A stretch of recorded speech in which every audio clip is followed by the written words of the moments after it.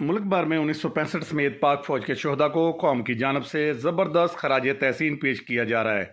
इन्हीं शोहदा में आरीवाला धरती के बहादुर सपूत कैप्टन सिकंदर सुहेल शहीद भी शामिल हैं, जिन्हें बहादुरी के साथ लड़ते हुए मुल्क दुश्मन अनासर का डट कर मुकाबला किया और ज़िला टांग के मुकाम पर मुल्क दुश्मन वासल जहन्नम करते हुए धरती माँ पर कुर्बान हो गए। आरीवाला समेत पूरी कौम इस हीरो को सलाम पेश कर रही है। हमारे लिए बहुत बड़ी एजाज़ की बात थी, लेकिन जो अल्लाह ताला ने रुतबा अब उनको शहादत की सूरत में दिया है, इससे बड़ा रुतबा कोई नहीं। मुसलमान होने के नाते भी हम लोगों को ये सबसे बड़ा जो है सिद्दीकीन के बाद इनका शुहदा का दर्जा है, तो अल्लाह ताला का एहसान है, हमारे लिए फ़ख्र की बात है, शुक्र की बात है। कैप्टन सिकंदर शहीद 2021 को टांग ज़िला टांग है, वहाँ पर दहशतगर्दों के साथ जंग में शहीद हुए। बड़ा बासलाहियत नौजवान था, शौक़ बड़ा था उसको आर्मी में जाने का।